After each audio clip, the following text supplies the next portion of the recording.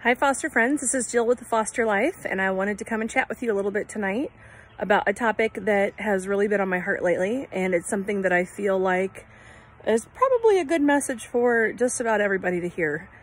And that is this topic of fear and fostering when it comes to the placements of children that you are willing to accept.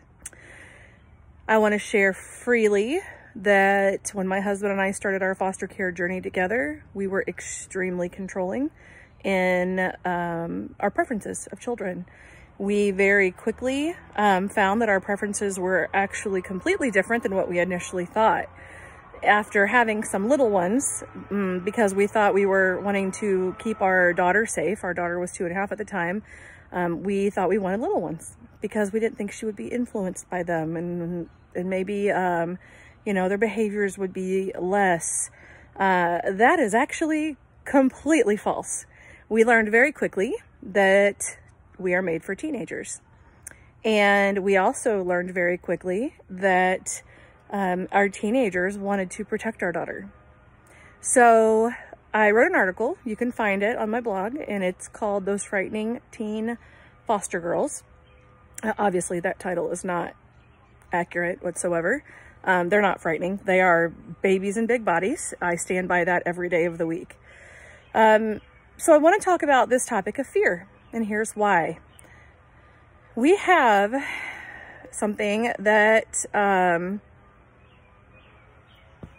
that's a bit of a problem here it's actually all over the United States.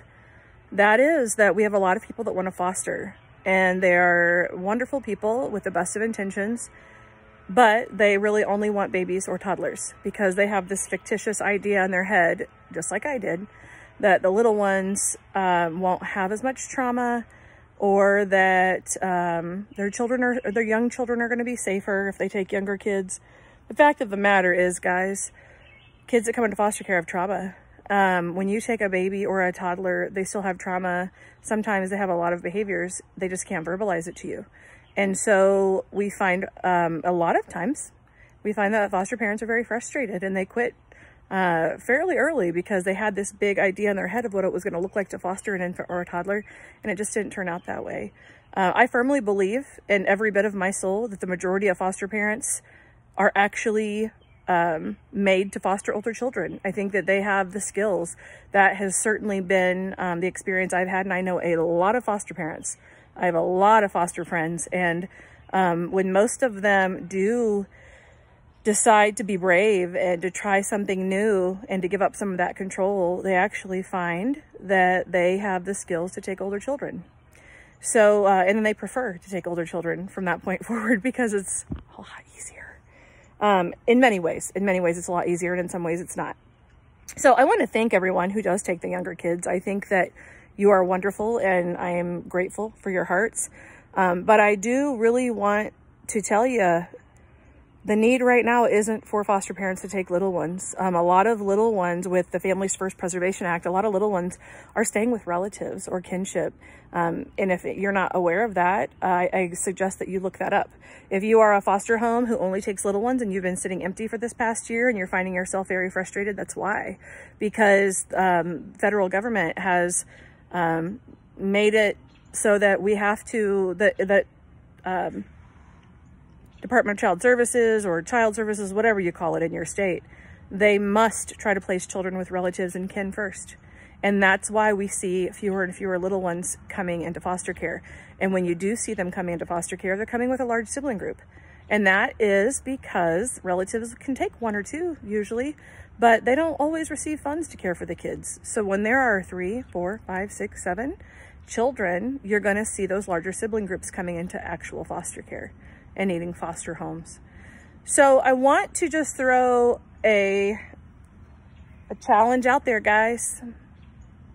If you give up the control, you just might find that there's a big blessing waiting for you. And that big blessing may be in the form of a child or a sibling group of children that you never saw coming and that you never expected. I do not know one foster family that started out with an intention of fostering a specific child and who have completely stuck to that. Not one. I can't think of one. Your preferences change over time, and that's normal, and they should change over time. So if you are someone who has really been frustrated because you haven't been receiving calls for the children that you prefer, maybe you need to take that as a little sign, and that's not a sign to quit. No, don't waste all that effort and all that energy, okay, because you are afraid and you want to hold on to that control. You got to give up a little bit of that control.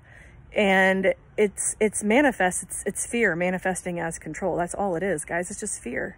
We can get you past the fear, okay? And talk to other foster parents. We'll get you past the fear. We have fear too. We've always had fear. Everyone has fear when they foster. So I want to give a little challenge. Address the fear. Don't sit and be frustrated. Address the fear. Let's deal with the fear, because there are kids out there that need you to help change their lives. And if you're holding on to the reins so tight because your fear is so tightly wound, then you are not able to serve those kids and to change those lives. So address the fear. We need, at least in the state of Indiana, the biggest need right now is for large sibling groups.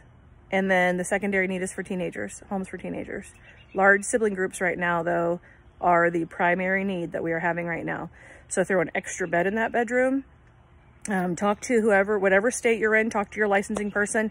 They're called all different kinds of things all across the country, but talk to them and see if you can squeeze one more in. Even if they say your room's a little too small, see if they can help you do that. If it helps keep a sibling group together, there are ways around some of those rules. So if you would like to become a foster parent, please reach out to me. You can comment or you can send me a private message. Private message is much better. And when you message me, tell me which state you live in. And again, as much as I know you love those babies, we all love babies. The babies don't need homes right now. The babies have homes. The large sibling groups and the teenagers need the homes right now. So you can get that baby, but that baby needs to come in a large sibling group of like 3 or more. Okay, so keep that in mind too. You were made to do great things. You've got to get past the fear. You've got to talk about it and verbalize it. Talk with some foster friends about it, because you were made to do great things. Carry on.